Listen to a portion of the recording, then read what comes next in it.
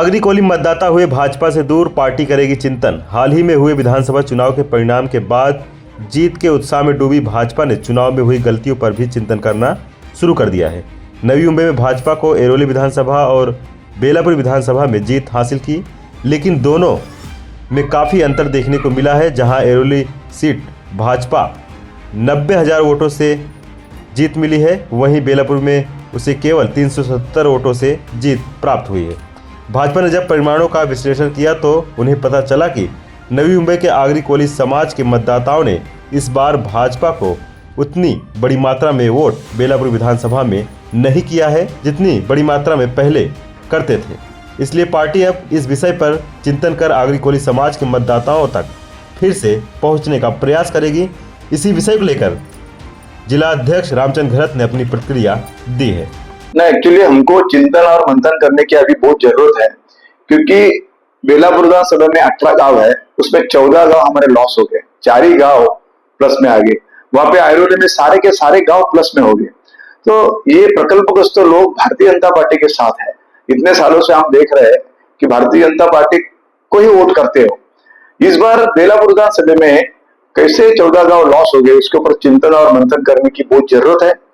मैं वरिष्ठों के साथ इसकी बात करूंगा और आने वाले दिन में हर गांव में कैसे हम लोग आगे उनके पास जाएंगे, पूछेंगे और उनको वापस बीजेपी में आने के लिए, क्योंकि बीजेपी को वोट देने के लिए प्रवृत्त करने का हम लोग काम करेंगे। वैसे देखा जाएगा तो भारतीय जनता पार्टी का यहाँ पे बहुत बड़ा वोटर है। जैसे कि कॉस्मोपॉलिटन लोग जो है, हाईली क्वालिफाइड लोग होंगे और हर एक अपने अपने प्रांत से आए हुए लोग हैं, वो हमारा गढ़ है, वो हमारा वोटर है। लेकिन साथ साथ मेरा प्रकल्पग्रस्त भी पीछे वाले इलेक्शन में, उससे पीछे वाले इलेक्शन में हमारे साथ था। इस बार वो हमारा प्रकल्पग्रस्त हमसे दूर क्यों हुआ, उसके ऊपर चिंतन और मंथन करने की बहुत जरूरत है। और अभी हम लोग जैसे ही जनवरी से स्टार्ट होंगे, हर गांव में, हर इलाके में हमारे प्रकल्पग्रस्तों को हम लोग जागरूक करेंगे। फिर एक बार वो भारतीय जनता पार्टी के साथ आएंगे। कैसे आएंगे उसका स्ट्रैटेजी हम लोग बनाएंगे। नहीं, नगर सेवक जाने से कुछ नहीं हुआ है। नगर सेवक जहां से गए, बहुत सारे नगर सेवक तो अभी लॉस हो गए हैं। लेकिन बात यह है कि हमारे प्रकल्पग्रस्त जो बढ़ते नहीं थे, वो हमारे साथ में ही थे। मैंने दोनों इलेक्शन देखा है, वो हमारे साथ में ही थे। इस बार क्यों बटे हुए, इस बार क्यों वन साइड उस तरफ गए, उसका मंथन जरूर करना पड़ेगा।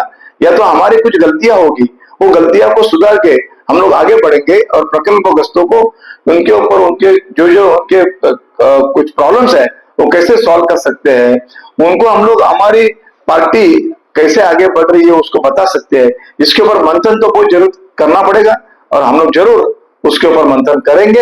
हर गांव में खुद मैं ऐसे जिला से करके जाऊंगा, पूछूंगा, उनसे बात करूंगा और जो हमारा त्रुटि है वो निकाल के पॉजिटिव कैसे हम लोग उनके साथ बात कर सकते हैं, ऐसा देखेंगे। और पुनश्च एक बार आने वाले नगर सेवक इलेक्शन में पूरे गांव वाले हमारे साथ कैसे आएंगे, यही हम लोग देखें। ऐसा मेरे को तो नहीं लगता है कि वो दिखते नहीं करके, लेकिन हमारे कार्यकर्ते हम लोग हर गांव में घूमते हैं, जाते हैं, हर प्रोग्राम में जाते हैं। एक गांव में कम से कम एक साल में 50 शादियां होती है, तो 50 शादियों में 48 शादी में तो हम लोग जाते ही है। तो उनसे उनके ऊपर बहुत फर्क पड़ता है। एक गांव में कम से कम 50 लोग मृत्युमुखी आते हैं, तो उनके जो कार्य रहते हैं, उनका जो बैठना उठना रहता है, वो 48 जगह पे हम लोग पहुंचते हैं। हमारे नाइक साहब तो हर शादी में, हर किसके घर में कुछ दुख होता है उसमें पहुंचते हैं। हमारे बीजेपी पार्टी के कार्यकर्ते हर प्रोग्राम में पहुंचते हैं और हमारे प्रकल्पग्रस्तों को कुछ नहीं चाहिए, उनके सुख दुख में आना चाहिए, वही उनकी मांग है। और वो मांग तो हम लोग कभी पूरे करने जाए, पूरे करते ही है। इस बार ऐसा क्या हुआ है कि वो लोग गए हैं तो हम लोग उसका मंथन कर रहे हैं। पुरुषोत्तम कनौजिया के साथ पंकज बनर्जी की रिपोर्ट, आवाज टुडे, नवी मुंबई।